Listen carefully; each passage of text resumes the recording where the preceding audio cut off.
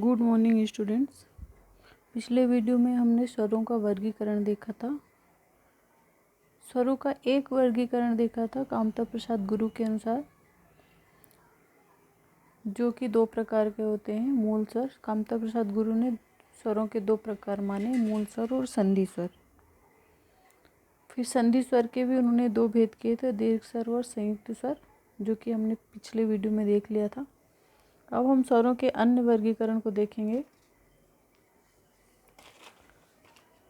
स्वरों के जो अन्य वर्गीकरण होते हैं उसमें से पहला वर्गीकरण है मात्रा के आधार पर। मात्रा के आधार पर स्वर जो होते हैं वो तीन प्रकार के होते हैं। ये मात्रा के आधार पर स्वरों का वर्गीकरण तीन प्रकार से किया गया है। मात्रा के आधार पर पूछे या उच्चारण के आधार पर एक ही होते हैं। उच्चारण में लगने वाली जो समय होता है उसी को हम क्या कहते हैं, मात्रा कहते हैं। तो मात्रा के आधार पर स्वर कितने प्रकार के होते हैं? तीन प्रकार के। कौन कौन से? एक मात्रिक स्वर, ये एक मात्रिक स्वर, द्विमात्रिक स्वर और त्रिमात्रिक स्वर। एक मात्रिक स्वर क्या होते हैं? इनको हम और क्या कहते हैं? ह्रस्व स्वर भी इन्हीं को कहते हैं, लघु स्वर भी इन्हीं को कहते हैं। इनकी संख्या क्या होती है? 4 होती है। एक मात्रिक स्वर जो होते हैं उनकी संख्या 4 होती है। अभी होते क्या है? ऐसे स्वर वर्ण जिनके उच्चारण में सबसे कम समय लगता है एक मात्रिक स्वर कहलाते हैं। इन्हें मूल स्वर भी कहते हैं। इनकी संख्या 4 होती है। कौन कौन से 4? आ, ई, उ और री। इसके बाद दूसरा वर्गीकरण है इसका द्विमात्रिक स्वर।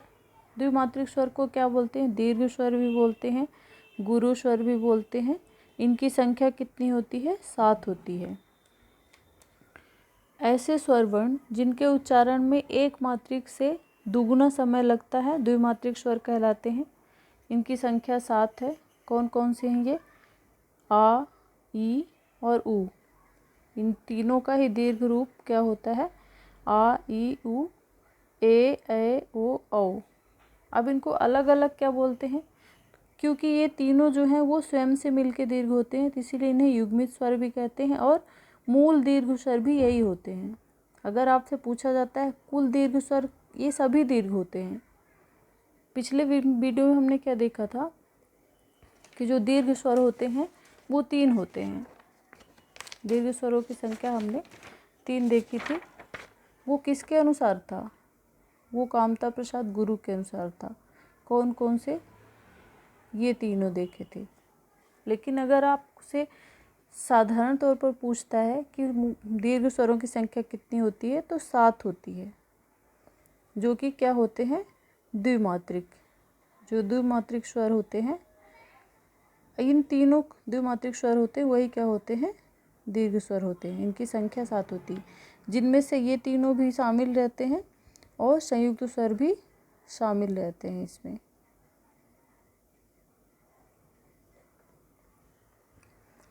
तो कामता प्रसाद गुरु के अनुसार पूछेगा दीर्घ स्वर, तो ये तीनों होते हैं।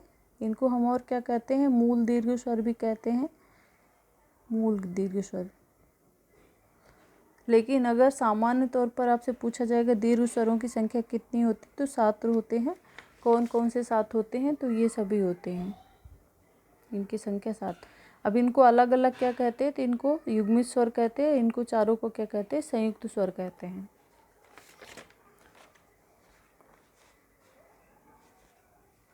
अब प्लुत स्वर क्या होते हैं? तो ऐसे स्वर वर्ण जिनके उच्चारण में ह्रस्व स्वर से तिगुना समय लगता है, उन्हें क्या कहते हैं? प्लुत स्वर कहते हैं। ह्रस्व स्वर मतलब कि एक मात्रिक स्वर में सबसे कम समय लगता है, द्विमात्रिक में दुगुना लगता है समय उच्चारण में, और त्रिमात्रिक में सबसे अधिक समय लगता है।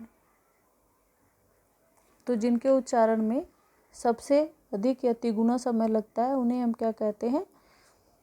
प्लुत स्वर कहते हैं। ये स्वर होते हैं, मुख्य रूप से इनका प्रयोग संस्कृत में होता है।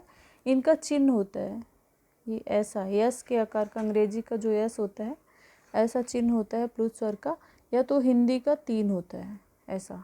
जैसे हम लिखते हैं ओम, तो यहाँ पे ओम का मतलब हुआ कि हमको ओ को बहुत देर तक बोलना है।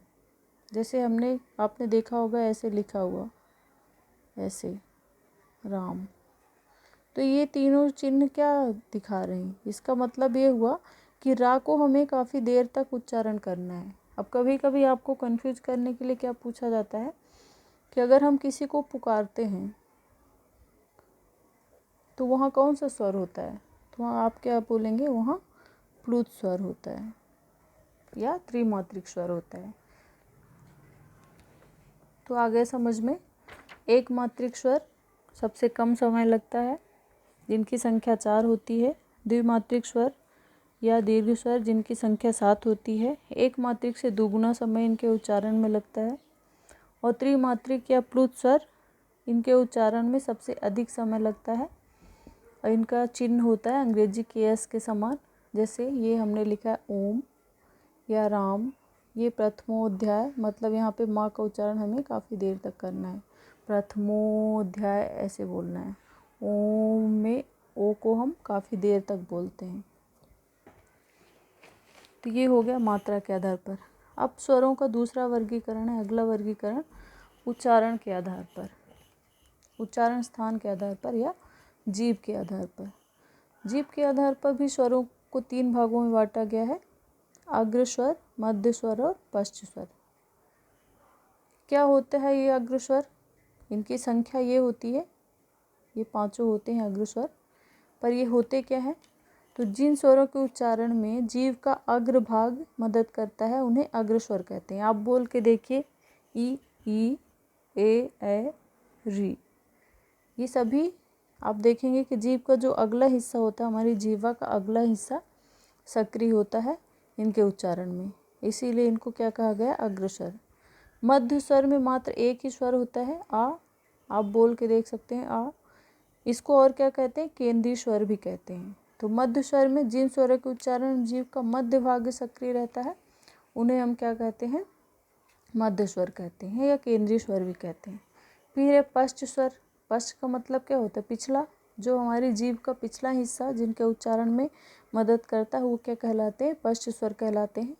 आप बोल के देखिए, आ, उ, ओ, औ, आ। एक ये आगत स्वर, अंग्रेजी का जो आगत स्वर होता है, इसको भी शामिल किया गया है।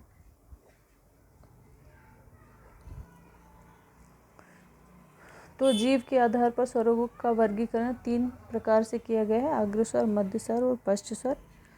इसके बाद तीसरा वर्गीकरण है स्वरों का ओष्ठ आकृति के आधार पर, मतलब होठ की आकृति कैसी होती है। ओष्ठ या होठ एक ही होते हैं, संस्कृत में ओष्ठ कहते हैं होठों को।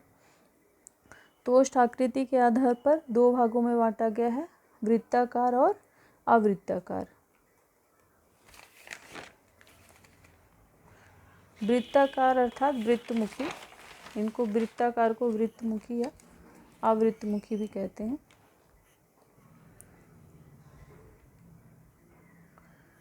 तो वृत्ताकार स्वर का क्या अर्थ हुआ?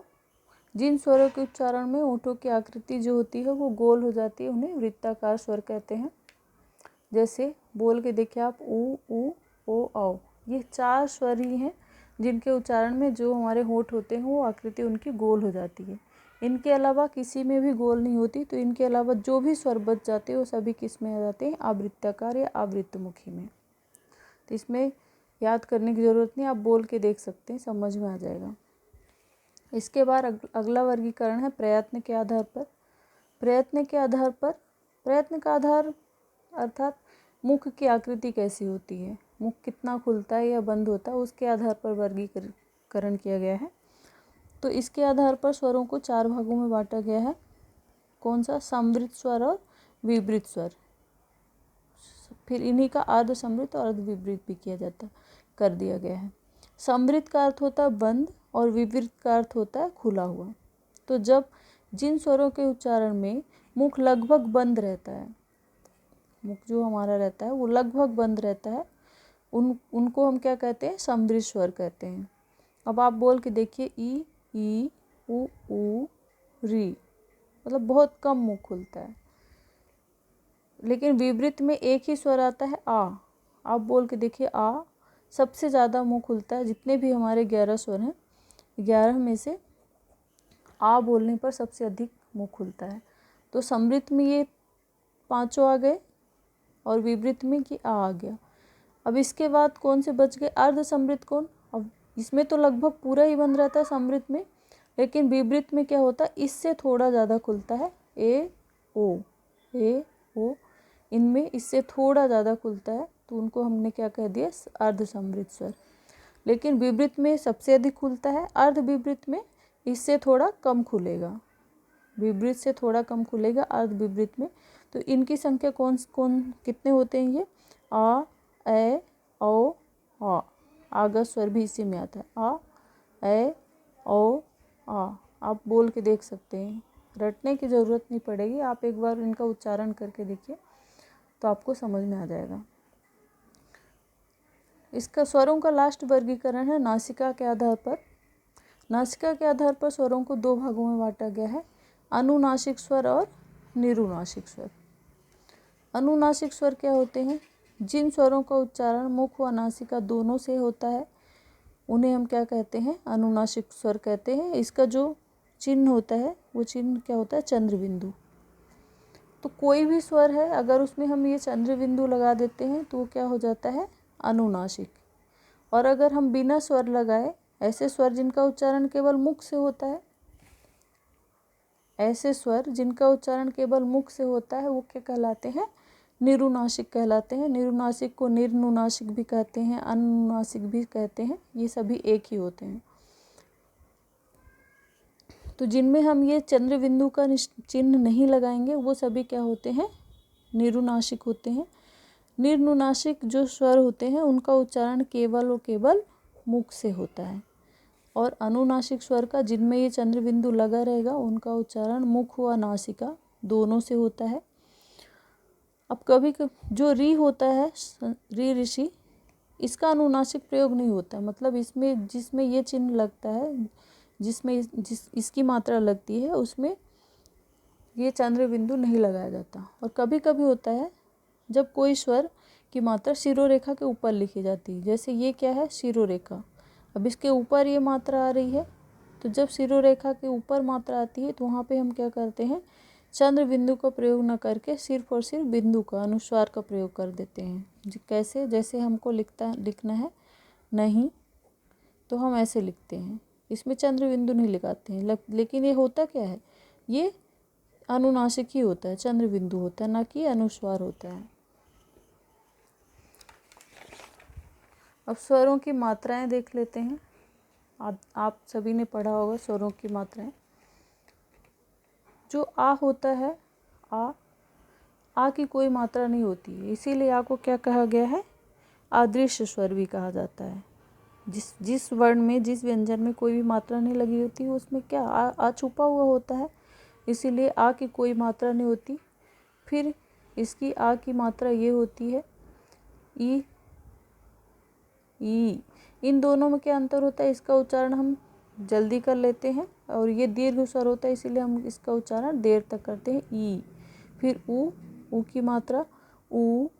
री ऋषि की मात्रा अंग्रेजी के सी की तरह होती है। ए, एक ऊपर रहता है, शिरोरेखा के ऊपर एक लाइन होती है तो ए की मात्रा होती है। शिरोरेखा के ऊपर दो लाइनें होती हैं तो क्या ये? ए की मात्रा होती है।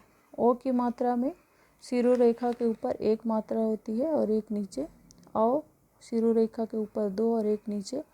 अंग की मात्रा एक ऊपर और आहा।